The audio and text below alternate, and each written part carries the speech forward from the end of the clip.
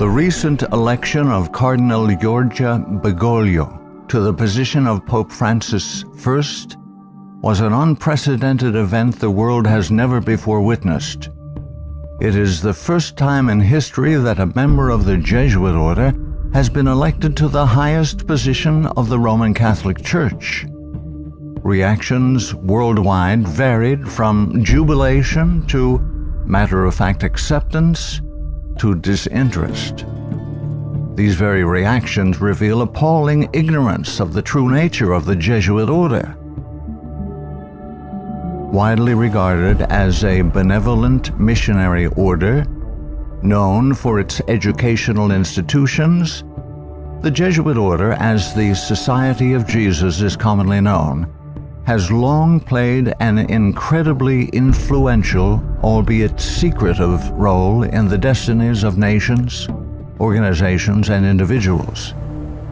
Rulers, presidents, scholars, and even Catholics themselves, who are aware of the evil perpetrated by this powerful, far-reaching order, have left on record grave warnings that all should heed.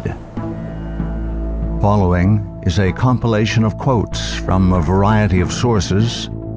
Some admit that their own diabolical organizations were modeled on Jesuit principles. Others give warning. A number of those who sought to warn did so at the cost of their lives. World's Last Chance would encourage all to carefully study the following material. Proverbs 1:5 tells us, "A wise man will hear and will increase learning, and a man of understanding shall attain unto wise counsels."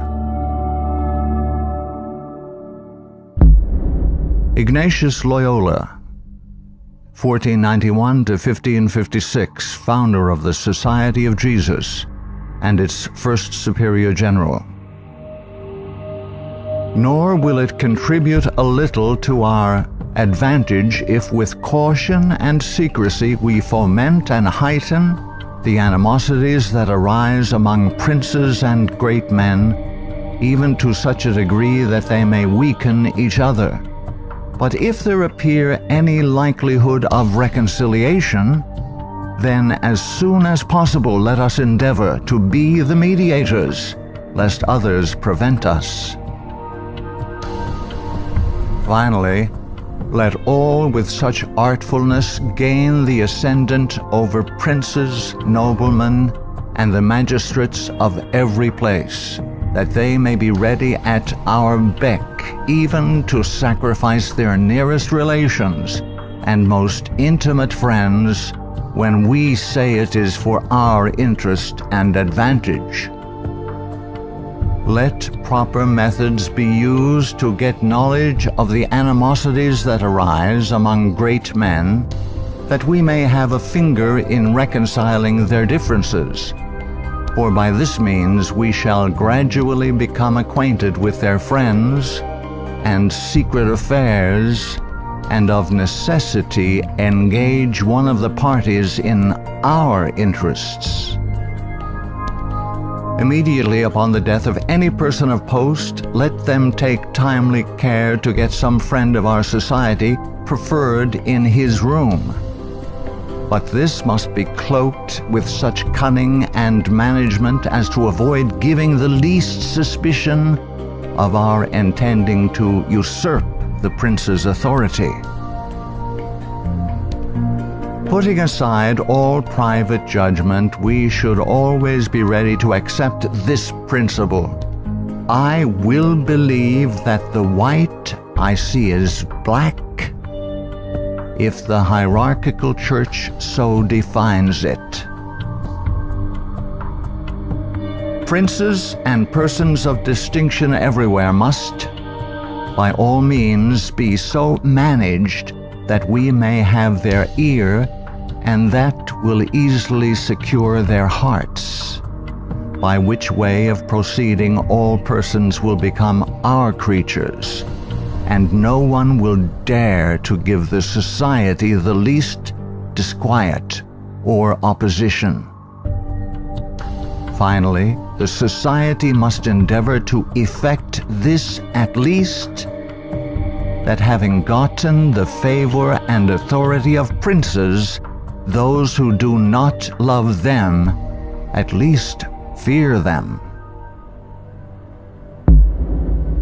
Paolo Sarpi, 1552 to 1623, a Venetian patriot, scholar, scientist, and church reformer. They are a public plague and the plague of the world. From the Jesuit colleges there never is sent a pupil obedient to his father, devoted to his country, loyal to his prince. Every species of vice finds its patronage in them. There is no perjury, nor sacrilege, nor parricide, nor incest, nor rapine, nor fraud, nor treason which cannot be masked as meritorious beneath the mantle of their dispensation. Muccio Vitelleschi, 1562 to 1645, 6th Superior General of the Society of Jesus. When sovereigns require a Jesuit's opinion on any subject, the Jesuit in question is to report the matter to his superior, who is to lay it before several Jesuits for discussion. The resolution formed after this consultation is supplied to the Jesuit, who has been consulted by the sovereign. Priest Antoine Arnaud, 1612 to 1694.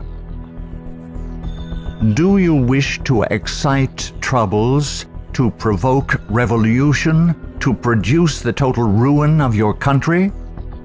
Call in the Jesuits and build magnificent colleges for these hot-headed religionists. Suffer those audacious priests in their dictatorial and dogmatic tone to decide on affairs of state.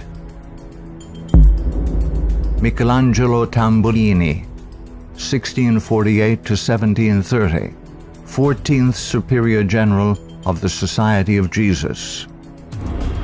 See, sir, from this chamber I govern not only to Paris, but to China, not only to China, but to all the world, without anyone to know how I do it. Pope Clement XIV, 1705 to 1774. Following are Pope Clement XIV's words upon signing the Bull of Suppression and Extinction of the Jesuits. A bull is the strongest legal document a pope can issue. The suppression is accomplished. I do not repent of it, having only resolved on it after examining and weighing everything, and because I thought it necessary for the Church. If it were not done, I would do it now. But this suppression will be my death. Pope Clement XIV knew the Jesuits very well and expected to die at their hands. He was correct. He was poisoned. A peasant woman was persuaded by means of a disguise to procure entrance into the Vatican and offered to the Pope a fig in which poison was concealed. Clement XIV was exceedingly fond of this fruit and ate it without hesitation. The same day the first symptoms of severe illness were observed, and to these rapidly succeeding violent inflammation of the bowels. He soon became convinced that he was poisoned and remarked, "Alas, I knew they would poison me, but I did not expect to die in so slow and cruel a manner." His terrible sufferings continued for several months. When he died, the poor victim, said Comenon, of the execrable Jesuits to which the Bishop of Pistoia, Scipio di Ricci, the nephew and heir of Jesuit General Ricci, fully agreed. Pope Pius VII, the Pope who restored the Society of Jesus. Soon after Pope Pius VII was released from Napoleon's prison in 1814, he quickly restored the Society of Jesus with the papal bull Sollicitudo Omnium Ecclesiarum. If any should again attempt to abolish it, the Society of Jesus, he would incur the indignation of Almighty God and of the holy apostles Peter and Paul. John Adams, 1735–1826, second President of the United States of America. In 1816, John Adams wrote to Thomas Jefferson, third President of the United States, regarding the restoration of the Society of Jesus. My history of the Jesuits is not eloquently written, but it is supported by unquestionable authorities, is very particular and very horrible. Their restoration is indeed a step toward darkness, cruelty, perfidy, despotism, death. I do not like the appearance of the Jesuits. If ever there were a body of men who merited eternal damnation on earth and in hell, it is this Society of Loyolas. Shall we not have regular swarms of them here, in as many disguises as only a king of the gypsies can assume, dressed as painters, publishers, writers, and schoolmasters? If ever there was a body of men who merited eternal damnation on earth and in hell, it is this Society of Loyolas. We are compelled by our system to offer them asylum. Napoleon Bonaparte, 1769–1821, Emperor of the French. The Jesuits are a military organization, not a religious order. Their chief is a general of an army, not the mere father abbot of a monastery. And the aim of this organization is power. Power in its most despotic exercise. Absolute power, universal power, power to control the world by the volition of a single man. Jesuitism is the most absolute of despotisms, and at the same time the greatest and most enormous of abuses. The general of the Jesuits insists on being master sovereign over the sovereign. Wherever the Jesuits are admitted, they will be masters, cost what it may. Their society is by nature dictatorial, and therefore it is the irreconcilable enemy of all constituted authority. Every act, every crime, however atrocious, is a meritorious work, if committed for the interest of the Society of the Jesuits or by the order of the general. Adam Weishaupt, 1748–1830, a Jesuit German philosopher and founder of the Order of the Illuminati. The degree of power to which the representatives of the Society of Jesus had been able to attain in Bavaria was all but absolute. Members of the order were the confessors and preceptors of the electors, hence they had a direct influence upon the policies of government. The censorship of religion had fallen into their eager hands, to the extent that some of the parishes even were compelled to recognize their authority and power. To exterminate all Protestant influence and to render the Catholic establishment complete, they had taken possession of the instruments of public education. It was by Jesuits that the majority of the Bavarian colleges were founded, and by them they were controlled. By them also the secondary schools of the country were conducted. The Marquis de Lafayette, 1757–1834, a French statesman and general. It is my opinion that if the liberties of this country, the United States of America, are destroyed, it will be by the subtlety of the Roman Catholic Jesuit priests, for they are the most crafty, dangerous enemies to civil and religious liberty. They have instigated most of the wars of Europe. Friedrich von Hardenberg, 1772 to 1801, German philosopher. Never before in the course of the world's history had such a society, that is, the Jesuit order, appeared. The old Roman Senate itself did not lay schemes for world domination with greater certainty of success. André-Marie Jean-Jacques Dupin, 1783 to 1865, a French statesman. The Jesuits are a naked sword whose hilt is at Rome, but its blade is everywhere, invisible until its stroke is felt. Samuel Morse, 1791 to 1872, American inventor of the telegraph. They are Jesuits. This society of men, after exerting their tyranny for upwards of 200 years, at length became so formidable to the world, threatening the entire subversion of all social order, that even the Pope, whose devoted subjects they are and must be by the vow of their society, was compelled to dissolve them.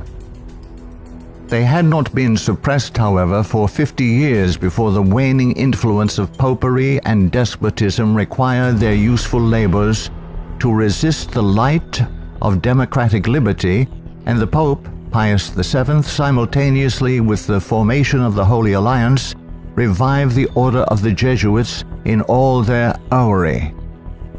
From their vow of unqualified submission to the sovereign pontiff, they have been appropriately called the Pope's bodyguard.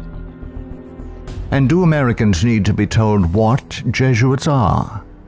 They are a secret society, a sort of Masonic order, with super-added features of revolting odiousness, and 1,000 times more dangerous. They are not merely priests or of one religious creed. They are merchants and lawyers and editors and men of any profession having no outward badge in this country by which to be recognized. They are about in all your society. They can assume any character, that of angels of light or ministers of darkness, to accomplish their one great end, the service upon which they are sent, whatever that service may be.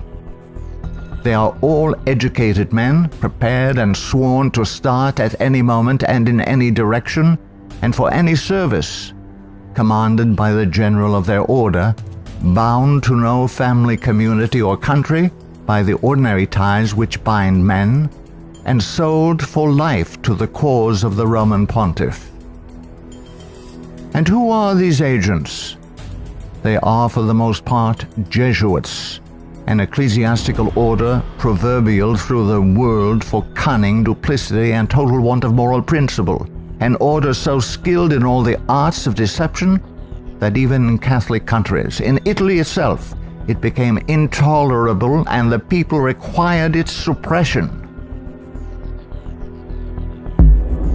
Orestes Augustus Brownson, 1803 to 1876, New England intellectual and activist, preacher, labor organizer, and noted Catholic convert and writer.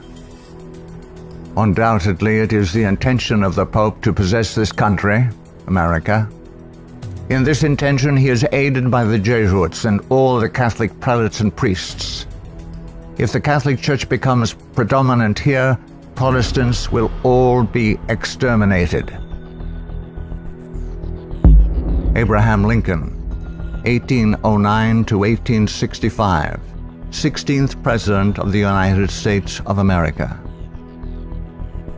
This war, the American Civil War, 1860 to 1865, would never have been possible without the sinister influence of the Jesuits.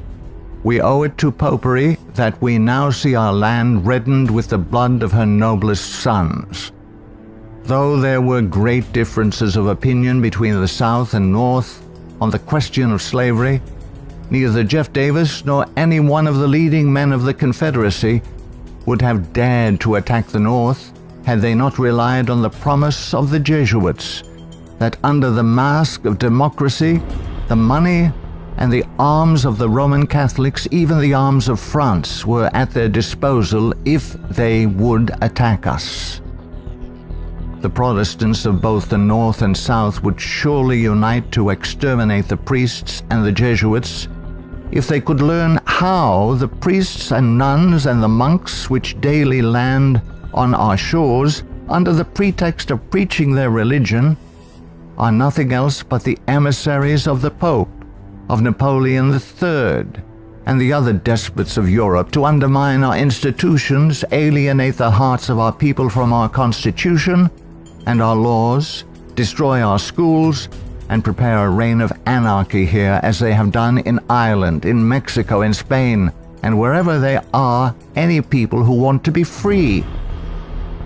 I am so glad to meet you again, he said. You'll see that your friends the Jesuits have not yet killed me, but they would have surely done it when I passed through the most devoted city, Baltimore, had I not defeated their plans by passing incognito a few hours before they expected me.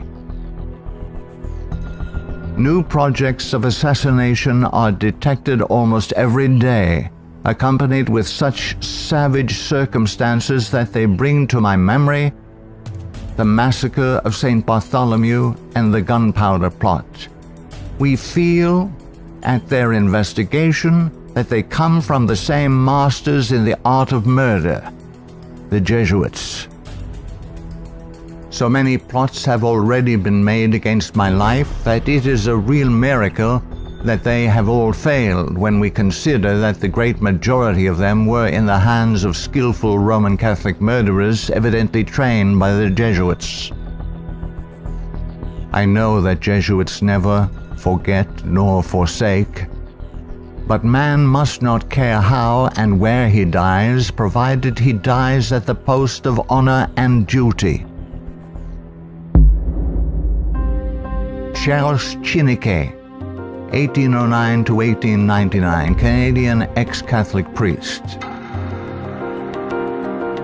From that the Catholic priests with the most admirable ability and success have gathered their Irish legions into the great cities of the United States, and the American people must be very blind indeed if they do not see that if they do nothing to prevent it, the day is very near when the Jesuits will rule their country, from the magnificent White House at Washington to the humblest civil and military department of this vast republic. Brigadier General Thomas M. Harris, 1817 to 1906, physician and Union General during the Civil War. The organization of the Roman Catholic hierarchy is a complete military despotism of which the Pope is the ostensible head. The Black Pope is the head of the Order of the Jesuits and is called a general. He not only has command of his own order, but directs and controls the general policy of the Roman Catholic Church. He is the power behind the throne and is the real potential head of the hierarchy. There is no independence of thought or of action in its subordinate parts, implicit and unquestioning obedience to the orders of superiors in authority. It is the sworn duty of the priesthood of every grade. It would seem that the Jesuits had had it in mind from the beginning of the war, the American Civil War of 1861 to 1865, to find an occasion for the taking off, that is the assassination, of Mr. Abraham Lincoln. The favorite policy of the Jesuits is that of assassination. Fyodor Dostoevsky, 1821 to 1881, famous Russian novelist. The Jesuits are simply the Roman army for the earthly sovereignty of the world in the future, with the Pontiff of Rome for emperor. That's their ideal. It's simple lust of power, of filthy earthly gain, of domination, something like a universal serfdom with them as masters. That's all they stand for. They don't even believe in God, perhaps. Margaret F. Cusick, 1829 to 1899, converted nun of Kenmare. The great idea of the Jesuit has always been a universal spiritual and temporal monarchy in which the Jesuit should reign supreme. England has always been the place desired for the base of operations necessary for this end. Hence the blood, the tears shed, and the schemes undertaken in this country by the Jesuit.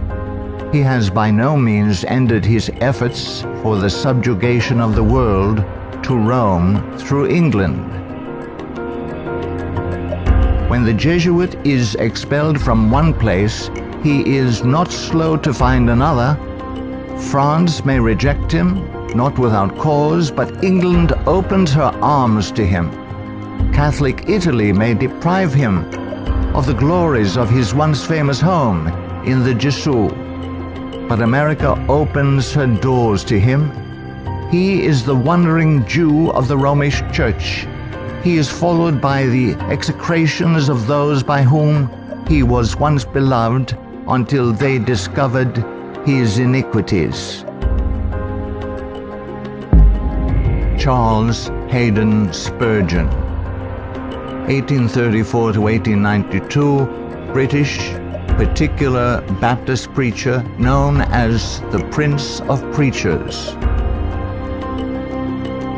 Our ancient enemies have small belief in our common sense if they imagine that we shall ever be able to trust them, after having so often beheld the depths of Jesuitical cunning and duplicity. The sooner we let certain archbishops and cardinals know that we are aware of their designs and will in nothing cooperate with them, the better for us and our country. Of course, we shall be howled at as bigots, but we can afford to smile at that cry when it comes from the church which invented the Inquisition. No peace with Rome is the motto of reason as well as of religion. Richard W. Thompson, 1809 to 1900, Secretary of the Navy, United States of America. The Jesuits are the deadly enemies of civil and religious liberty. The Jesuit general occupies the place of God and must be obeyed, howsoever the peace and welfare of the multitude may be imperiled or the nations be convulsed from center to circumference. The Society of Jesuits must obtain the mastery, even if general anarchy shall prevail, or all the world besides be covered with the fragments of a universal wreck. The sovereigns of the Holy Alliance had massed large armies and soon entered into a pledge to devote them to the suppression of all uprisings of the people in favor of free government. And he, Pius VII, desired to devote the Jesuits, supported by his pontifical power, to the accomplishment of that end. He knew how faithfully they would apply themselves to that work, and hence he counseled them in his decree of restoration to strictly observe the useful advices and salutary counsels whereby Loyola had made absolution the cornerstone of the society. Luigi de Sanctis, 19th century ex-official censor of the Inquisition. All these things caused the general of the Jesuits to be feared by the Pope and sovereigns. A sovereign who is not there, the Jesuits' friend, will sooner or later experience their vengeance. At what then do the Jesuits aim? According to them, they only seek the greater glory of God. But if you examine the facts, you will find that they aim at universal dominion alone. They have rendered themselves indispensable to the Pope, who without them could not exist, because Catholicism is identified with them. They have rendered themselves indispensable to governors and hold revolutions in their hands. And in this way, either under one name or another, it is they who rule the world. He who thinks he knows the Jesuits by having read all the books that were written in the past century, the 18th century, to unmask them would be grossly deceived. The Jesuitism of that day was an open war against the gospel and society. The Jesuitism of the present is a slow but contagious and deadly disease which secretly insinuates itself. It is a poison taken under the name of medicine. G. B. Nicolini, Italian ex-Catholic, in 1854 published the finest Italian history of the Jesuits in existence. Take the Jesuit for what he ought or appears to be, and you commit the greatest of blunders. Draw the character after what the Jesuit seems to be in London, you will not recognize your portrait in the Jesuit of Rome. The Jesuit is the man of circumstances. Despotic in Spain, constitutional in England, republican in Paraguay, bigot in Rome, idolater in India. He shall assume and act out in his own person, with admirable flexibility, all those different features by which men are usually to be distinguished from each other. He will accompany the gay women of the world to the theater and will share in the excesses of the debauchee. With solemn countenance he will take his place by the side of the religious man at church, and he will revel in the tavern with the glutton and the sot. He dresses in all garbs, speaks all languages, knows all customs, is present everywhere, though nowhere recognized, and all this, it should seem, O monstrous blasphemy, for the greater glory of God, ad majorem Dei gloriam. The members of the society are divided into 4 classes: the professed, coadjutors, scholars, and novices. There is also a secret 5th class, known only to the general and a few faithful Jesuits, which perhaps more than any other contributes to the dreaded and mysterious power of the order. It is composed of laymen of all ranks, from the minister to the humble shoeboy. These are affiliated to the society, but not bound by any vows. They are persons who will make themselves useful. They act as the spies of the order, and serve, often unwittingly, as the tools and accomplices in dark and mysterious crimes.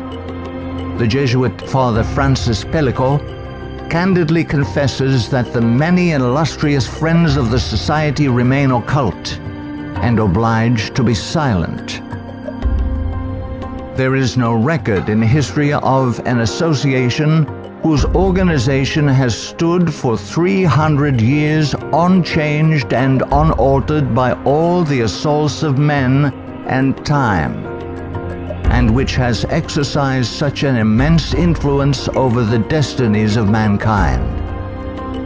The ends justify the means is his favorite maxim, and as his only end, as we have shown, is the order, at its bidding, the Jesuit is ready to commit any crime whatsoever. The immense wealth of the Jesuits has been bequeathed to them by wills made at the last hour. Francis Parkman, 1823 to 1893, American historian. The Jesuits, then as now, were the most forcible exponents of ultramontane principles. The Church to rule the world, the Pope to rule the Church, the Jesuits to rule the Pope. Such was and is the simple program of the Order of Jesus, and to it they have held fast except on a few rare occasions of misunderstanding with the vice-regent of Christ. Hector Macpherson, 1851 to 1924, prolific Scottish writer and journalist. So hurtful was the Jesuit order found to be that up to 1860 it was expelled no fewer than 70 times from countries which had suffered from its machinations. In spite of continental warnings, England under Queen Victoria 1837 to 1901, who opened up communication with the Vatican in 1877 and enabled the order to carry out its Second Irish Massacre 1845 to 1850, has become a Jesuit dumping ground. Those whom other countries have found from sad experience to be enemies, Britain allows to land on her shores and to carry on, unmolested, their work of iniquity. We are carrying toleration to excess, and unless there is a change of policy, this nation will one day pay a heavy penalty. For the Jeremy J. Crowley, 1861 to 1927, American ex-Catholic priest. All through the Middle Ages and the Renaissance period, the popes kept Italy in turmoil and bloodshed for their own family and territorial advantages, and they kept all Europe in turmoil for 2 centuries after the Reformation, in fact, just as long as they could in the wars of religion. Their whole policy is based on stirring up hatred and promoting conflicts from which they hope to draw worldly advantage. Popes and their Jesuitical agents have been and are the instigators of wars, and while the world is having real pain, Rome is having champagne. The Jesuit Superior General is at the head of this black and mute militia which thinks, wills, acts, obeys as the passive instrument of his designs. Their whole life must have but one aim, the advancement of the Jesuit order to which they are attached. How long shall the Roman Catholic hierarchy play the people for fools? Shall the government be of the people, for the people, and by the people, or by the Pope? Let's not let the Pope of Rome name our president for us. Lovers of your country, beware of Jesuitical intrigues, the political power of Romanism, and the honeyed words of politicians reaching after the presidency. Ellen G. White, 1827 to 1915, prolific author and American Christian pioneer. Jesuitism inspired its followers with fanaticism. There was no crime too great for them to commit, no deception too base for them to practice, no disguise too difficult for them to assume. It was a fundamental principle of the order that the end justifies the means. By this code, lying, theft, perjury, assassination were not only pardonable but commendable when they serve the interests of the Church.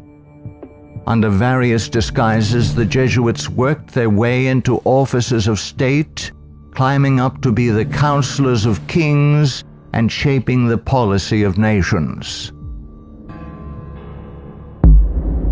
Edmund Ronaine, 1832 to 1911, former Freemason who served as both secretary and master of Keystone Lodge. The religion of Masonry is a system of absolute despotism, and like that of Rome, demands a blind, unquestioning obedience to all its laws, rules, and edicts, whether right or wrong. What a singular commentary on the indifference, the subserviency, or the cowardice of society that an institution professedly organized by such cunning knaves, the Jesuits, and for such base purposes, and which has been sustained by fraud, falsehood, and deception from the commencement of its career to the present time, should be permitted today to dictate to, if not virtually to rule the nation, and to create such a dread in communities that even some of the ministers of Christian denominations, who detest its vile philosophy and who would like to see it swept from the face of the earth, are absolutely afraid to mention its name, either in the pulpit, the prayer meeting, or the Sabbath school, lest its secret vendetta vengeance might, in some concealed manner, be wreaked upon them. Adolf Hitler, 1889 to 1945, Austrian-born German politician and the leader of the Nazi Party. I have learned most of all from the Jesuit order. So far, there has been nothing more imposing on earth than the hierarchical organization of the Catholic Church. A good part of that organization I have transported direct to my own party. The Catholic Church must be held up as an example. I will tell you a secret. I am founding an order. In Himmler, I see our Ignatius de Loyola. Walter Friedrich Schellenberg, 1910 to 1952, German SS Brigadier Führer, who rose through the ranks of the SS to become the head of foreign intelligence. The SS had been organized by Himmler according to the principles of the Jesuit order. The rules of service and spiritual exercises prescribed by Ignatius de Loyola constituted a model which Himmler strove carefully to copy. Absolute obedience was the supreme rule. Every order had to be executed without comment. Avro Manhattan, 1914 to 1990, a writer and philosopher. The Jesuits are one of the largest stockholders in the American Steel Company, Republic, and National. They are also among the most important owners of the 4 greatest aircraft manufacturing companies in the U.S., Boeing, Lockheed, Douglas, and Curtiss-Wright. No political event or circumstance can be evaluated without the knowledge of the Vatican's part in it, and no significant world situation exists in which the Vatican does not play an important explicit or implicit role. Alberto Rivera, 1935 to 1997, ex-Jesuit. The higher I went in the Jesuit order, the more corruption I saw within the institution. I was invited to attend a secret black mass by high-ranking Jesuits, including Superior General Pedro Arupe, in a monastery in the northern part of Spain. When I knelt to kiss the ring of a high official, I saw a symbol on that ring that made my blood run cold. It was a Masonic symbol, the compass and the square. A thing I hated, and I had been told to fight against it. I found out the Jesuit general was also a Mason and a member of the Communist Party in Spain. Frederick Tupper Southey III, 1936 to 2007, American composer, musician, author, and artist. The Roman Inquisition had been administered since 1542 by the Jesuits. Edmund Paris, 1894 to 1970, author of The Secret History of the Jesuits. The public is practically unaware of the overwhelming responsibility carried by the Vatican and its Jesuits in the starting of the two world wars, a situation which may be explained in part by the gigantic finances at the disposition of the Vatican and its Jesuits, giving them power in so many spheres, especially since the last conflict.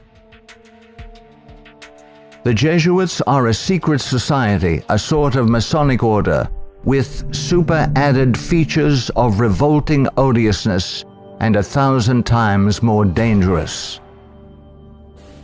The Führer had come to power thanks to the votes of the Catholic Zentrum, Central Party overseen by Jesuit Ludwig Kass, only 5 years before, 1933. But most of the objectives cynically revealed in Mein Kampf were already realized. This book was written by the Jesuit-controlled Father Bernhard Stempfler and signed by Hitler. For it was the Society of Jesus which perfected the famous Pan-German program as laid out in this book, and the Führer endorsed it. Nino Lobello, 1922 to 1997, American author and journalist, specialized in writing about the Vatican. The Pope's confessor, an ordinary priest, must be a Jesuit. He must visit the Vatican once a week at a fixed time, and he alone may absolve the Pope of his sins. Michael Bunker, American writer, historian, theologian. There is a conspiracy against Christendom, but who are Satan's agents in this conspiracy? The agents are the Jesuits. Even though the Jesuits exude vast influence and control in the areas of theology, education, recorded history, and current media, I am still perplexed that virtually no literature exists exposing the Jesuits' influence on mainline Protestantism. In this work, the author uncovers forgotten history regarding the cooperative salvation theology of the Jesuits. From Cain to Charles G. Finney, this book proves that modern Protestantism has abandoned the doctrines of grace and embraced the satanic doctrines of cooperative salvation. Eric John Phelps, 1953, still living, author and protagonist in the truth-seeking movement in the United States. In the 20th century, the Jesuits have conducted their inquisition under the names of Nazism, fascism, communism, and now Islamic terrorism, with their inquisitors Adolf Hitler, Francisco Franco, Joseph Stalin, and now Osama bin Laden. Today, the Black Pope orders his Holy Office of the Inquisition, renamed in 1965 the Sacred Congregation for the Doctrine of the Faith, through his international intelligence community headed by papal knights, including Skull and Bonesman George W. Bush. To the abhorrent Jesuit doctrine of regicide, the killing of kings, we must now direct our attention that we may understand an established policy calculated to obtain or maintain the mastery of all nations following well-planned assassinations. In the past, the order's assassins were either Jesuits, like Jacques Clement, or killers easily connected to the influence of the company, men like John Wilkes Booth. Today, these professional terminators are cleverly distanced from their Masonic master, the Black Pope, and given deceptive titles by the Pope's internationally controlled press corps, jurists, and historians. Such titles as anarchists, nihilists, rogue agents within intelligence agencies, or just lone nut assassins. Sometimes these individuals in fact do the killing, consciously and unconsciously, as do the programmed Manchurian candidates, they sacrifice themselves, die in the act, or are punished for their crimes. Created by Loyola in 1534 and sanctioned by Paul III in 1540.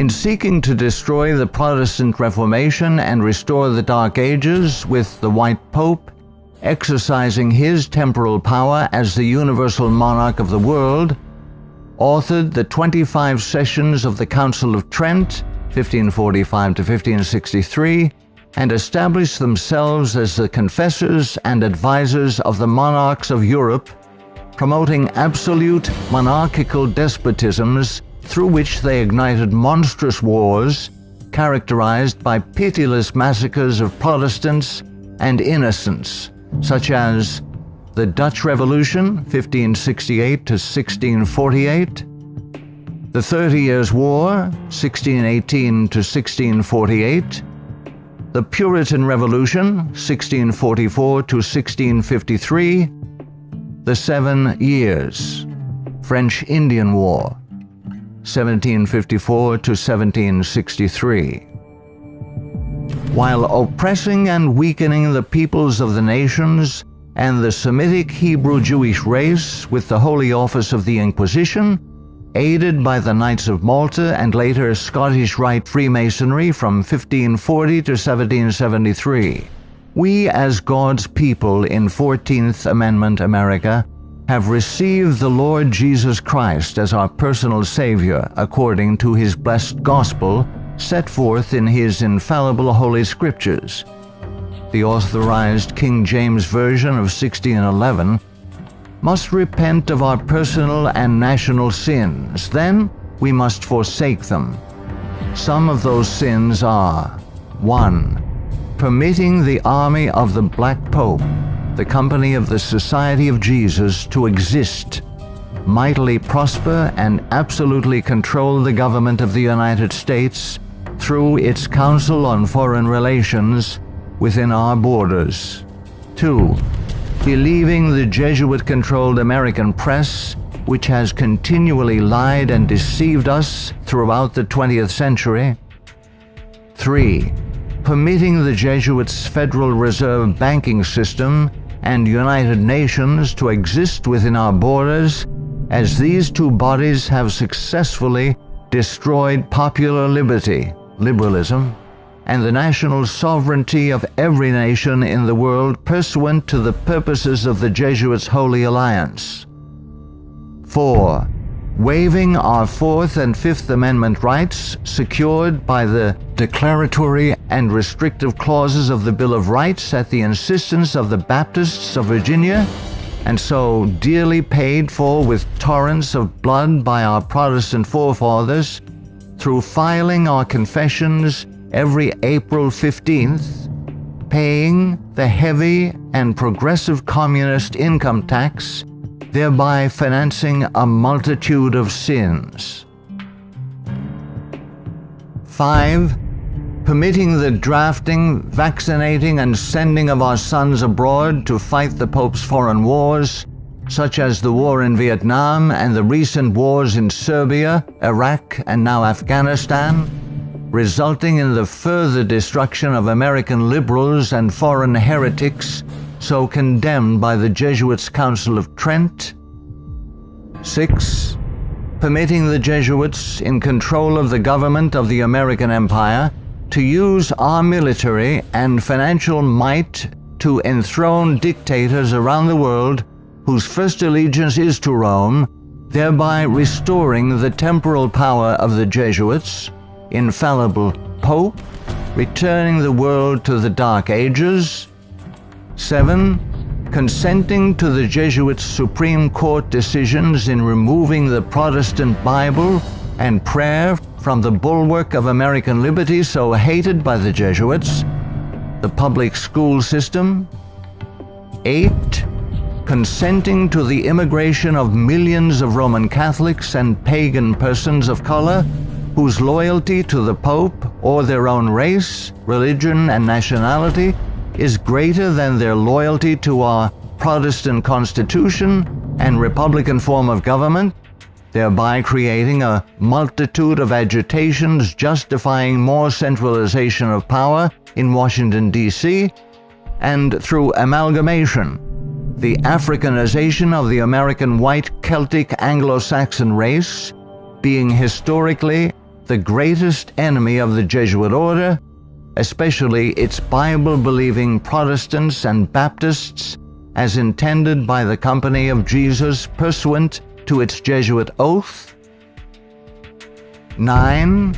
Consenting to the Jesuit Supreme Court's several decisions of forced integration, resulting in the destruction of both the white and black races through amalgamation, as the exchange of viruses, bacteria, and parasites, unique to each race, creates powerful combinations in the offspring, producing a non-resistant, weak, and sterile population within 5 generations. 10. Consenting to the Jesuit Supreme Court's decision of legalized abortion, resulting in the mass murder of unborn babies, polluting the land with innocent blood, ultimately collapsing the Ponzi scheme called the Social Security system, justifying mass murder of the elderly by the coming fascist dictator, provoking the Lord against us to consume us, until there be no remnant nor escaping in the land, by means of a massive military invasion composed of a coalition of nations, cleansing the land with the blood of unrepentant and unforgiven American murderers. 11. Succumbing to race hatred as a result of Jesuit-controlled Masonic agitators such as the White Knights of the Ku Klux Klan and the Black Nation of Islam, justifying the imposition of martial law when the inner-city race wars begin. 12. Sheepishly giving up our real wealth, gold and silver coins in exchange for indulgences, the Jesuits' worthless paper money called Federal Reserve notes, and thereby becoming a nation of overworked, unprincipled, money-hungry thieves. 13. Consenting to the cattle brand of the Jesuits' Social Security number as a means of identification to be used by their international intelligence community, begun by Hitler's SS at Dachau, it being the forerunner of. 14. Obeying the evil 1968 gun law of Nazi origin and thereby, upon purchasing new firearms, blindly registering our guns, our swords of just defense, enabling the coming Jesuit-controlled white fascist military dictator to ultimately take them from us, making our annihilation sure pursuant to the Council of Trent. 15. Committing a multitude of personal sins, both public and private, ensuring that our annihilation will be a righteous act in the eyes of both the risen Son of God and mortal man. Far from being the benevolent educational missionary society many view the Society of Jesus as being, the Jesuit order is responsible for some of the most heinous acts in recorded history. They have battled truth and righteousness, crushed religious liberty, influenced kings, and sought to mold the course of history to carry out their own agenda. Now that the visible head of the Roman Catholic Church is himself a member of this order, the power of the Jesuit order is complete. Let all who love truth, all who love freedom, take heed and beware of the danger now facing the world in the person of Pope Francis I. Error and wickedness will ever seek to use force against truth and righteousness. Now is the time to draw close to Yahuwah, setting aside the sin that doth so easily beset, and surrender all to the Creator. he will accept all who come to him in faith. A prudent man foreseeth the evil, and hideth himself, but the simple pass on, and are punished.